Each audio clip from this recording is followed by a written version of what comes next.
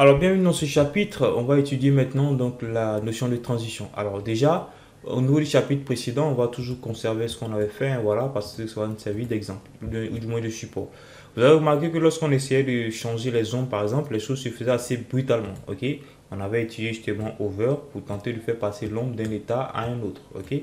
Donc ici, le concept de transition va justement nous permettre justement de faire passer un autre élément, ou du moins nos éléments d'un état ou du moins d'un style vers un autre style, ou du moins d'un état vers un autre état, tout en ajoutant justement, mais tout en favorisant une animation. Ok? Donc vous devez savoir que la propriété de transition, ici, c'est celle-là. Ok? Mais en réalité, c'est une propriété condensée qui, une fois éclatée, donne transition property, donc la propriété qu'on veut transiter, parce que vous devez savoir que on peut soit faire transiter toutes les propriétés donc, de nos éléments à la fois, ou du moins plusieurs propriétés à la fois, et où on peut faire transiter justement une seule propriété. Donc ici par exemple, imaginons qu'on veut faire transiter donc la font size de notre élément. Donc on va dire font transition property font size et transition par exemple délai. Ok, donc c'est le délai à partir duquel notre transition va commencer, donc en secondes. Vous pouvez mettre par exemple 0.1, donc ça va faire 100 millisecondes. Donc là, ça va faire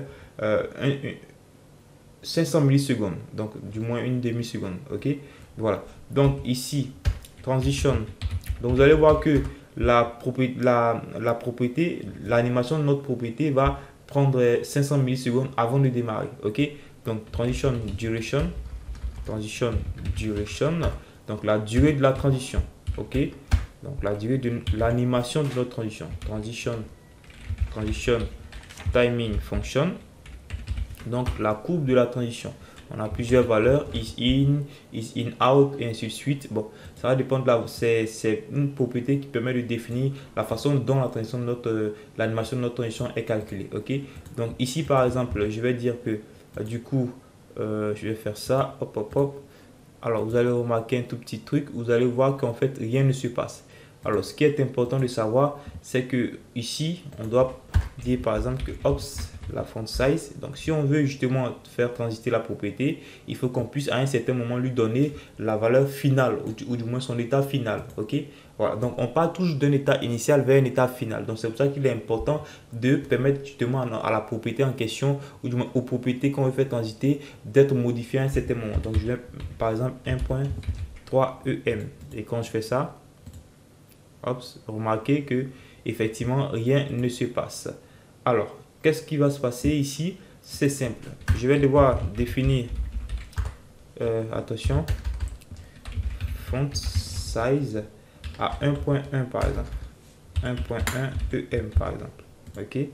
Donc, une fois que je fais ça, vous voyez ici que, hop, la transition se fait. Ok. Donc, on attend un temps soit peu une seconde avant que la transition se fasse. D'accord? Hop. Vous voyez ici à ce niveau. Donc, la transition dure un tout petit peu trop. Donc, je vais dire par exemple 0.2. Ok? 0.2. Et qu'est-ce que vous remarquez? Notre transition, en fait, ici, à la base, commence systématiquement à cause de la propriété ici que j'ai définie. La propriété transition délai. Donc, je vais d'abord enlever ça et dire, hop. Donc, vous voyez ici que la propriété dure un peu moins. Ok?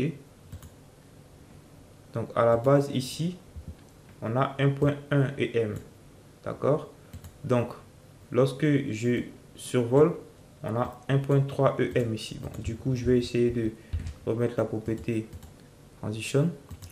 Ce que vous remarquez, c'est que la transition ne commence pas tout de suite. Ok, quand je recharge la page, la transition ne commence pas tout de suite. Donc, si par exemple, je mets 2 secondes, hop,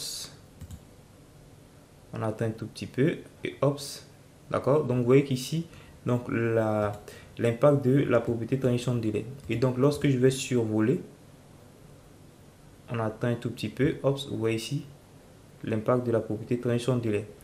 Donc, libre à vous de voir, de jouer avec ça, hein, voilà. Donc, comme je l'ai dit, c'est une propriété condensée. Donc, au niveau de la documentation, on peut rapidement venir là, MDN transition CSS. Ok. Bon, du coup là, lorsque je viens, vous voyez qu'ici on dit que c'est une propriété condensée.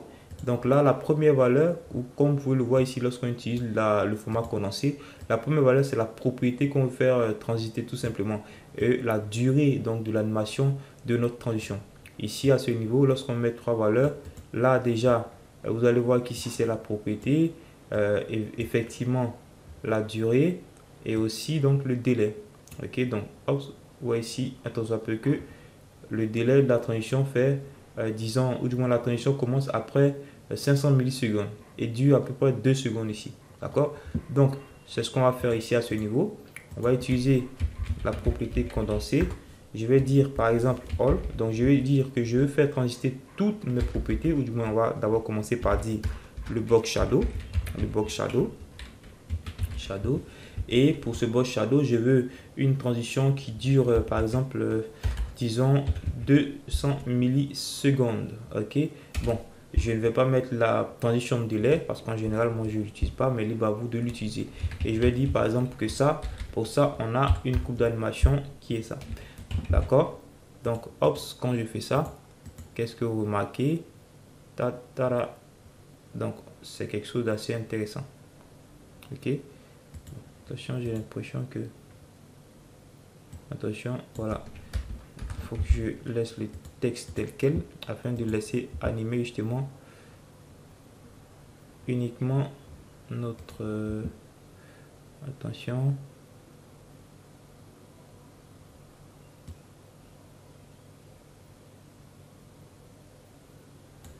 Ah, désolé, j'avais laissé carrément la propriété, donc du coup, allez, donc vous voyez qu'ici là c'est uniquement mon nombre, hein. Vous voyez que c'est assez adouci et c'est plutôt pas mal.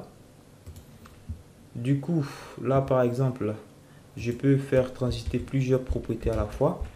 Je vais dire par exemple la propriété couleur que je fais transiter en 1 seconde avec une courbe de is in out. D'accord, donc du coup là pour l'instant la couleur par défaut est noire, donc lorsque je suis vol, je veux que la couleur devienne rouge par exemple, avec justement les propriétés de transition que j'ai définies.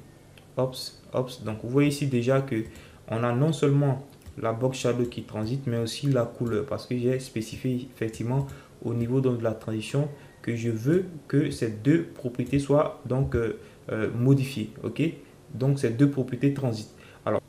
Alors déjà, il est important que vous puissiez remarquer qu'on peut, à partir de cette propriété condensée, spécifier plusieurs propriétés qu'on veut faire transiter. Il suffit tout simplement de mettre des virgules ici une fois que j'ai terminé donc de définir une combinaison de propriétés donc pour la transition ici. Par exemple, dans le cas de notre box shadow, je fais à la fois transiter le box shadow et la couleur. Donc je mets les valeurs qui vont permettre justement de faire transiter mon box shadow. Donc transition property, ok.